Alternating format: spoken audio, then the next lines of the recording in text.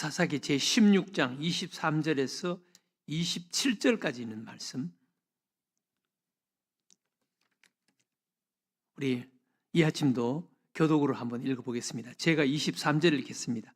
블레셋 사람의 방백들이 이르되 우리의 신이 우리 원수 삼손을 우리 손에 넘겨주었다 하고 다 모여 그들의 신 다곤에게 큰 제사를 드리고 즐거워하고, 백성들도 삼손을 보았으므로 이르되 우리의 땅을 망쳐놓고 우리의 많은 사람을 죽인 원수를 우리의 신이 우리 손에 넘겨주었다 하고 자기들의 신을 찬양하며 그들의 마음이 즐거울 때 이르되 삼손을 불러다가 우리를 위하여 제주를 부르게 하자 하고 옥에서 삼손을 불러내매 삼손이 그들을 위하여 제주를 부리니라.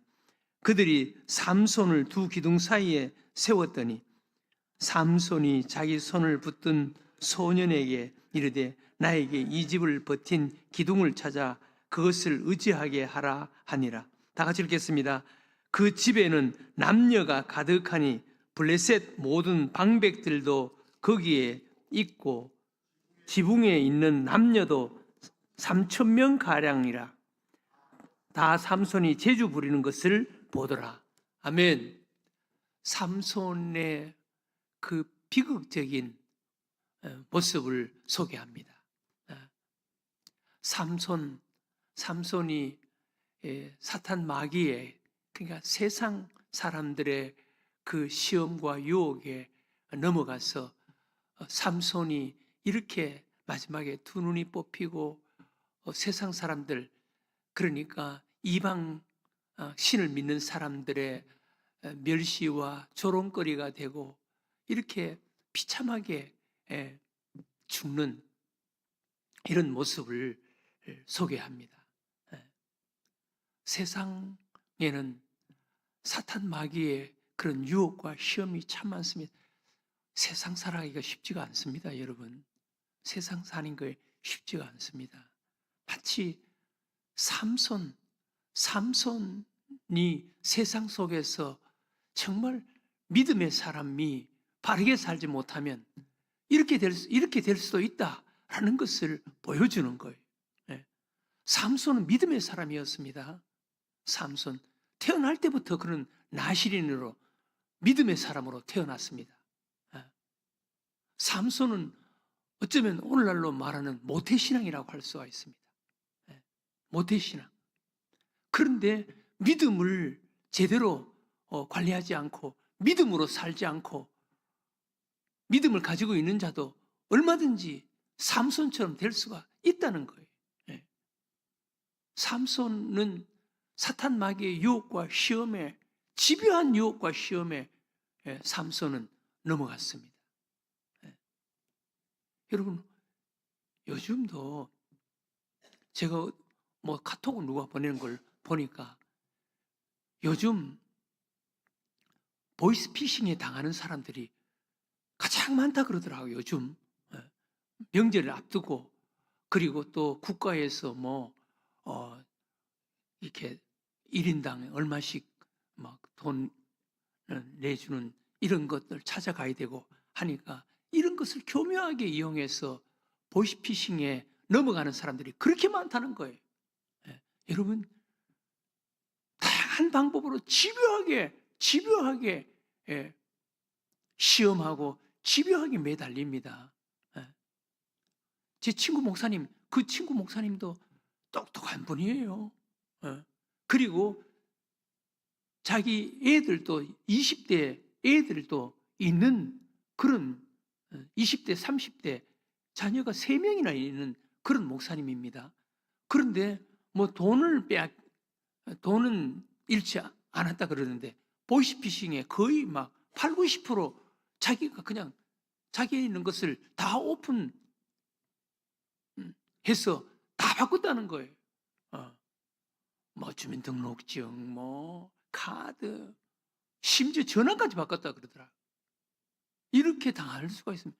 자기 가장 가까운 친구와 대화하는 것처럼 자기 그냥 다 오픈했다는 거예요.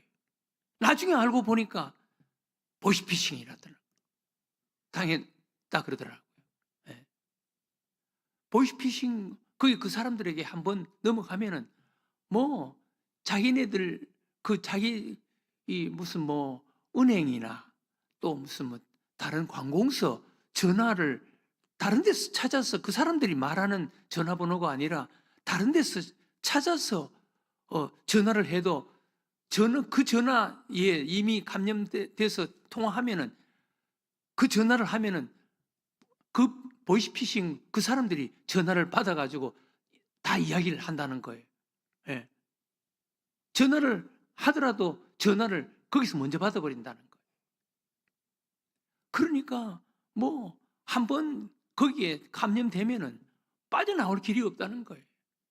그만큼 이 요즘 보이스피싱이 극성을 부린다고 막 그렇게 카톡으로 보내온 것을 읽어봤는데 요즘 세상 살기가 여러분 쉽지가 않습니다. 사탄 마귀가 얼마나 무섭게 그리고 집요하게 유혹하고 시험하는지. 예. 에덴 동산에서 아담과 하와를 유혹하고 시험했던 그리고 아담과 하와를 넘어지게 했던 그 사탄 마귀는 지금도 여전히 유혹하고 시험합니다. 삼손 같은 사람도 이렇게 넘어지고 시험해서 삼손도 이렇게 불행하게 비참하게 만드는 것을 한번 보세요. 사탄 마귀를 이긴 유일한 분은 우리 예수님이십니다. 우리 예수님. 네. 우리는 승리하신 예수님 안에 있을 때 사탄 마귀의 시험을 우리가 이길 수가 있지. 그렇지 않고는 내가 무슨 모태신앙이다. 내가 교회에 어떤 직분을 가졌다. 그거 절대로 그거 믿을 거 못 됩니다, 여러분. 네. 오늘 하나님께서 오늘 삼손을 우리들에게 보여주시면서 삼손도 이렇게 넘어질 수 있다. 삼손도 이렇게 시험한다. 라는 것을 우리에게 말씀하시는 것입니다. 여러분, 성경 속에 보면은 유혹과 시험에 넘어간 사람들 많습니다. 예. 아브라함은 유혹과 시험에 안 넘어갔습니까? 아브라함도 넘어질 때가 있었습니다. 다윗도 넘어질 때가 있었습니다. 예. 넘어질 때가 있었습니다. 그러면 여러분 우리가 어떻게 살아야 됩니까? 오늘 성경에 보면은 하나님께서 우리들에게 마태복음 10장에 보면 예수님께서 제자들을 세상에 내보내시면서 너희들이 가는 세상 만만치 않다. 내가 마치 양을 이리 가운데 보낸 것 같다. 사실 우리는 양이 이리 가운데로 우리가 살아가는 세상 그렇습니다. 여러분. 만만치가 않습니다. 여러분 주변에 있는 사람들 사탄 마귀에게 오염되면은 사탄 마귀에게 붙잡히면은 마귀의 도구로 사용될 수도 있습니다. 세상 살기가 쉽지가 않다.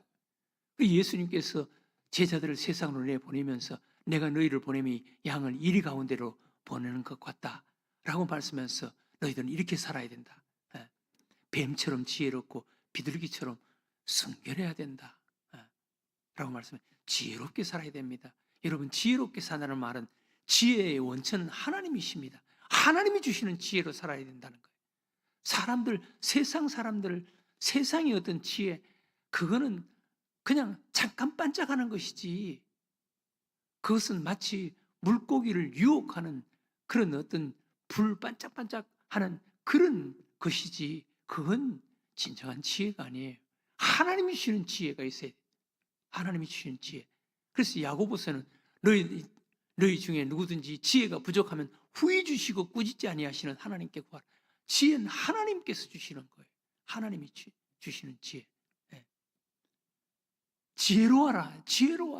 하나님이 주시는 지혜를 가지고 살아라. 두 번째는 순결해라. 네. 비둘기처럼 순결해라. 여러분 순수한 대표적인 분이 누굽니까? 우리 예수님 아닙니까? 우리 예수님처럼 순수한 분이 세상에 어디 있습니까?